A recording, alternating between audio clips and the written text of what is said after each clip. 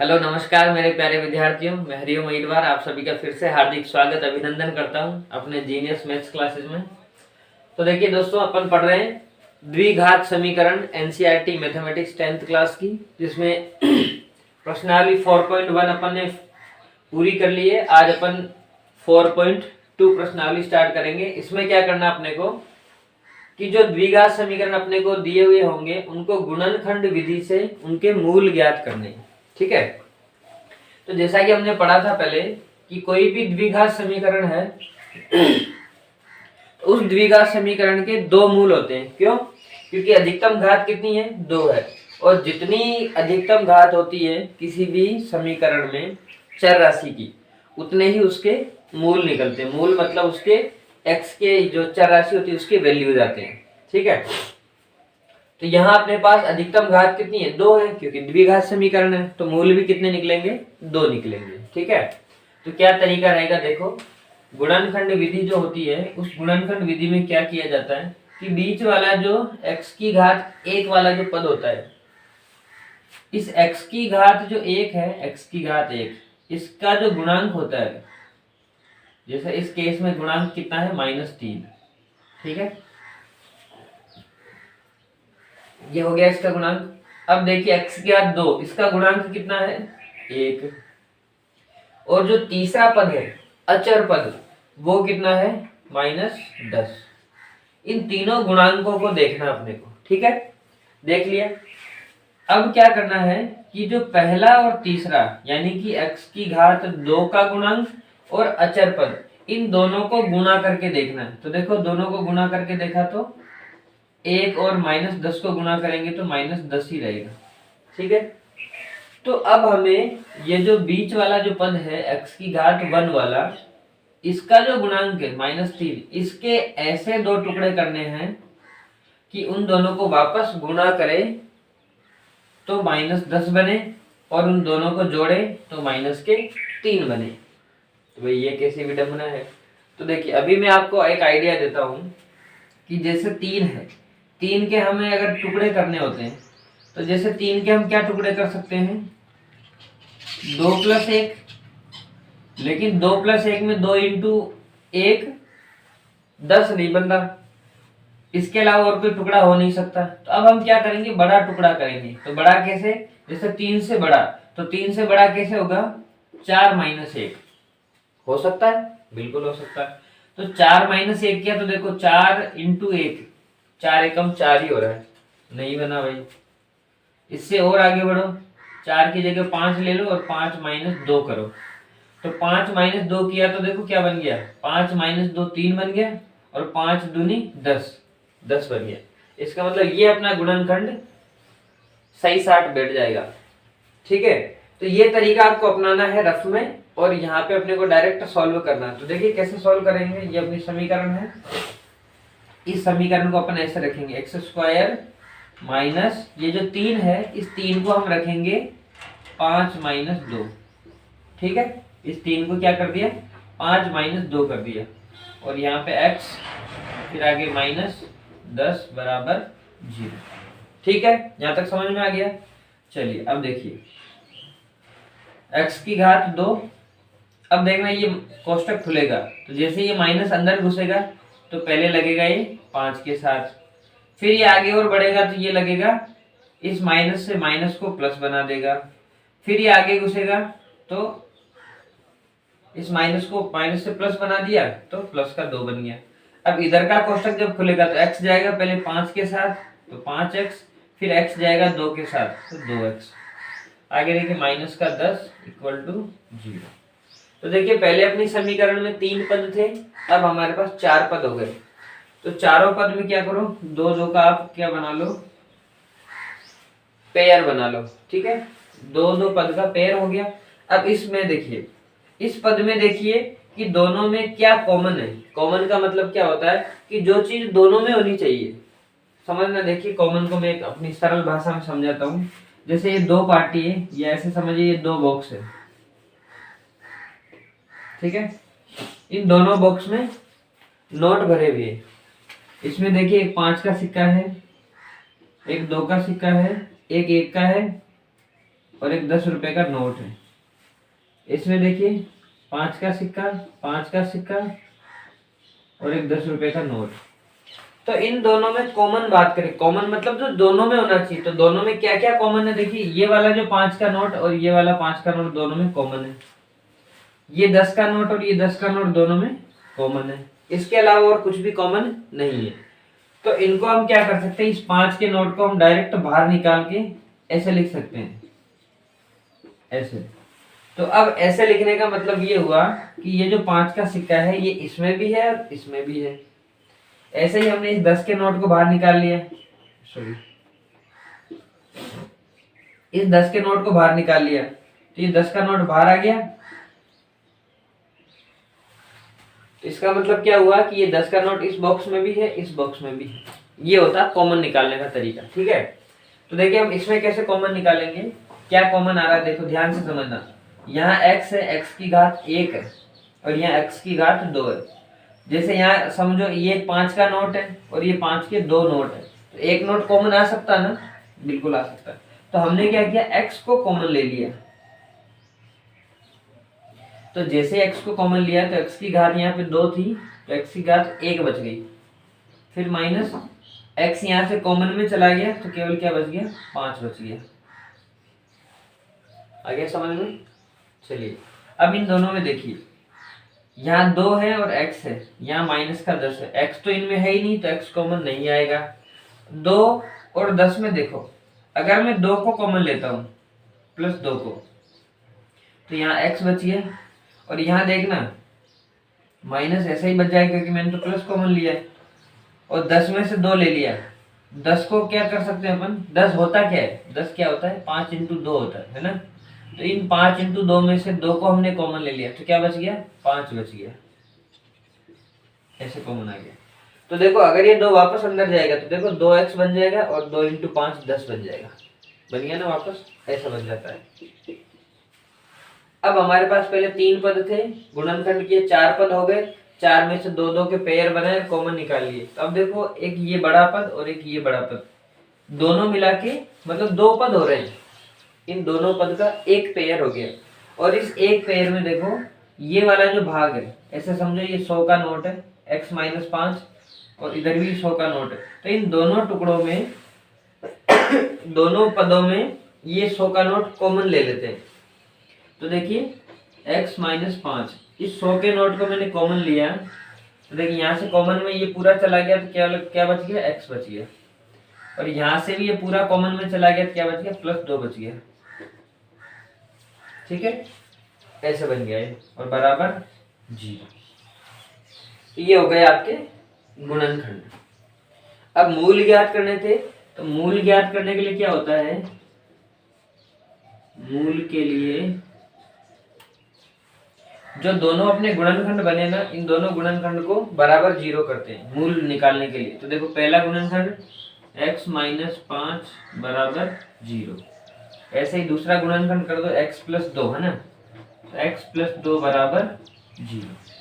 अब देखिए यहाँ से क्या मूल निकल जाएगा, माइनस 5 को अपन पक्षांतर करेंगे तो प्लस का 5 बन जाएगा, तो x बराबर 5, एक मूल तो ये निकल गया। तो 2 को इधर पक्षांतर करेंगे तो x बराबर माइनस का 2 बनेगा, दूसरा मूल ये हो गया।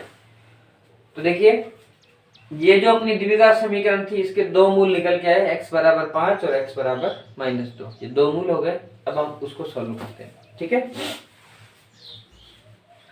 अगर आपको नोट करना है तो आप नोट कर लीजिए वीडियो को पॉज करके, और एक साथ करो तो एक साथ कर लेना दोनों को। देखिए दूसरा, यहाँ अपना गुणांक कितना है, 1 है। इस 1 के हमें टुकड़े करने हैं 2 इंटू 6, 6 दूनी 12, 12 के बराबर होना चाहिए।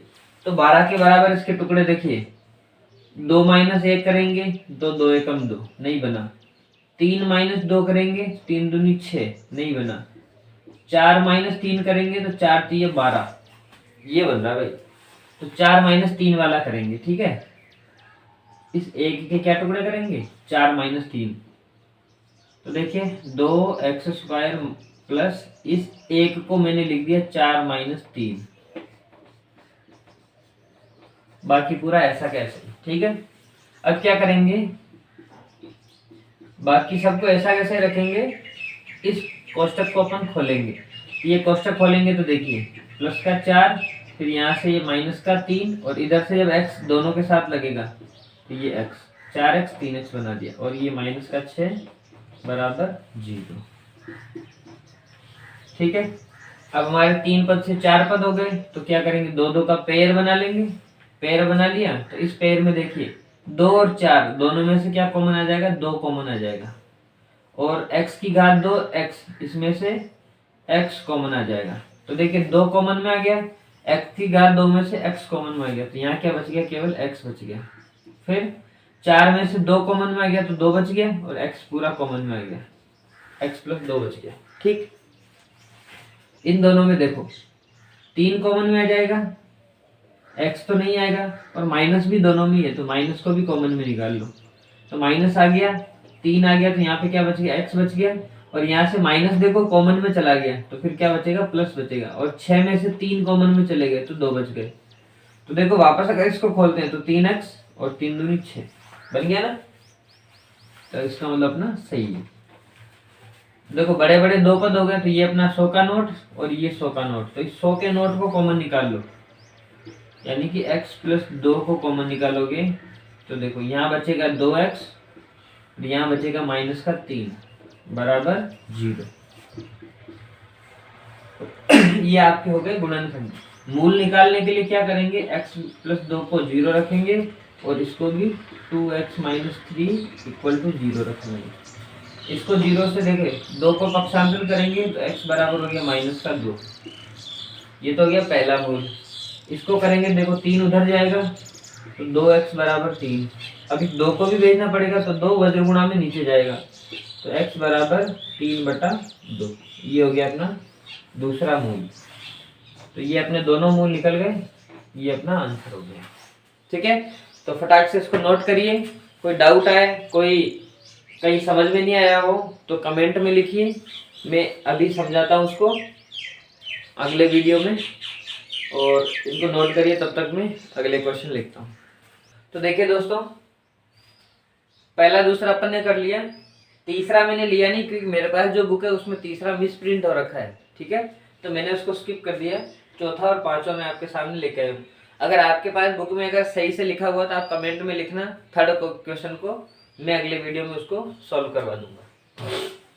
देखिए फोर्थ, 2x², यहाँ का गुणांक तो है 2 और यहाँ का गुणांक है 1/8, तो इन दोनों का गुणा बनना चाहिए। इन दोनों का गुणा देखो बटा में आ गया, इसलिए आप क्या करो, इसको साइड में करके देख लो। तो देखो गुणा करेंगे तो देखो 2 × 1/8, 2 एकम 2, 2 चौके 8, यानी कि 1/4 बन रहा है।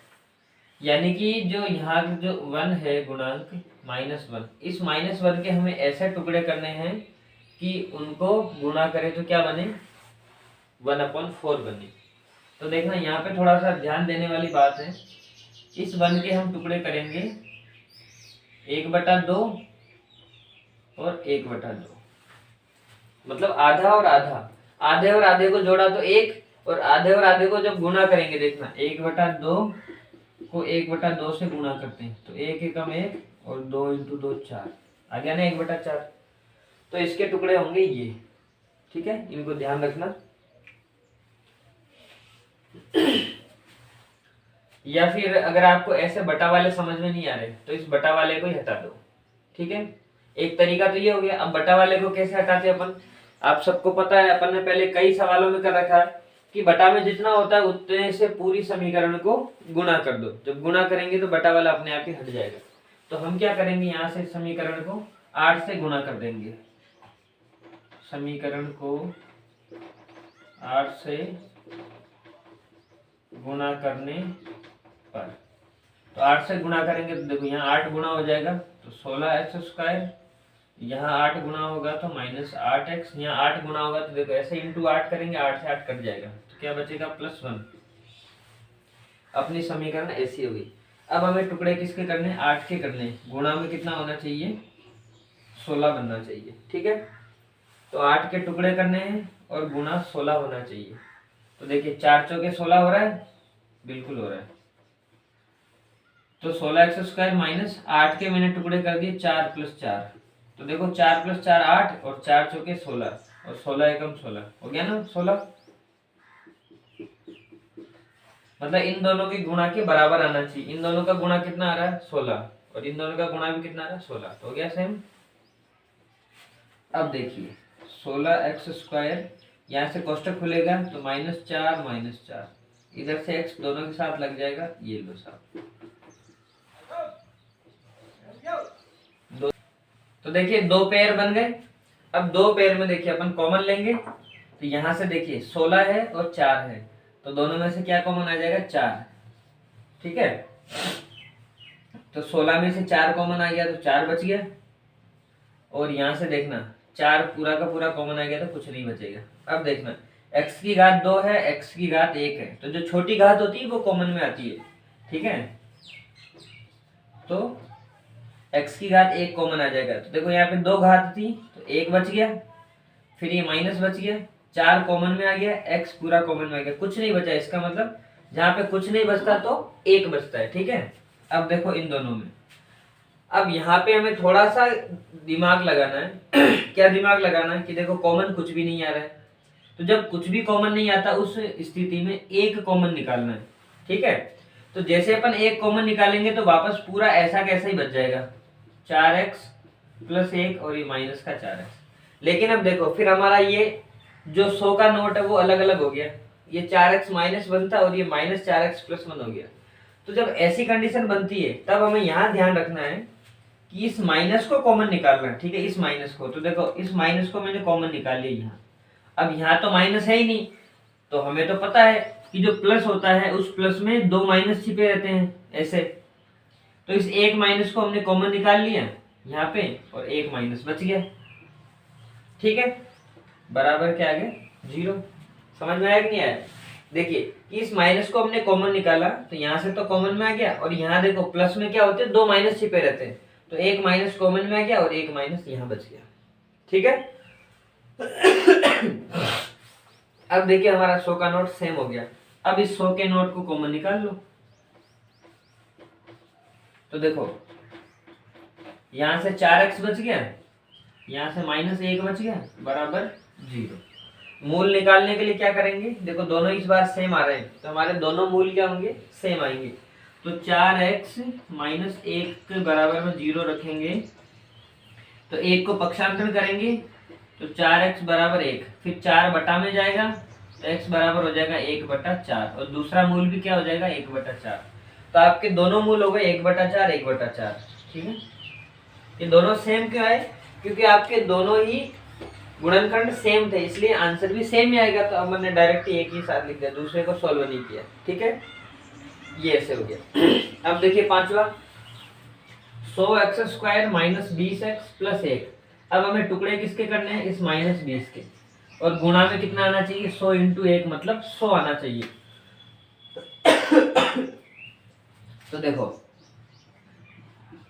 100x² - इस 20 के मैंने टुकड़े कर दिए 10 + 10, तो देखो 10 + 10 से 10 + 10 20 बन गया, और 10 × 10 100 बन गया, ठीक है। तो ये हमारे टुकड़े एकदम परफेक्ट हो गए। आगे इसको सॉल्व करेंगे, देखो माइनस का 10 फिर ये भी -10 और x दोनों के साथ लग जाएगा x। इधर देखिए फिर +1 = 0। फिर देखिए ये एक पेयर हो गया, ये एक पेयर हो गया। इसमें देखो 100 और 10, तो 10 कॉमन आ जाएगा। x की घात 2 है, x की घात 1 है, तो आपको पता है जो छोटी घात होती है वो कॉमन में आती है, तो x की घात 1 कॉमन आ गया। देखिए 100 में से 10 कॉमन निकाल लिया 10 बच गया, x की घात 2 में से 1 कॉमन निकाल लिया 1 बच गया, माइनस बच गया 10 कॉमन में आ गया, x कॉमन में आ गया, कुछ नहीं बचा मतलब 1 बच गया। अब वापस देखो ऐसी कंडीशन बन गई कि देखो जो अपना 100 का नोट बन रहा था वो वापस ऐसा कैसे ही है, तो यहाँ पे क्या निकाल लो आप वापस से -1 कॉमन निकाल लो, तो यहाँ पे 10x बन जाएगा, और इस प्लस में से माइनस इधर चला गया तो माइनस बच गया, और वापस से 1 बच गया, क्योंकि 1 में से 1 कॉमन लेते जाओ कितनी बार फिर भी 1 ही बचेगा, है ना। तो इस 100 के नोट को कॉमन निकाल लो इस बार, तो 10x - 1 को कॉमन ले लिया, यहाँ से बच गया 10x, यहाँ से बच गया -1, बराबर 0। इस बार भी हमारे देखो दोनों गुणनखंड क्या आ गए, सेम आ गए।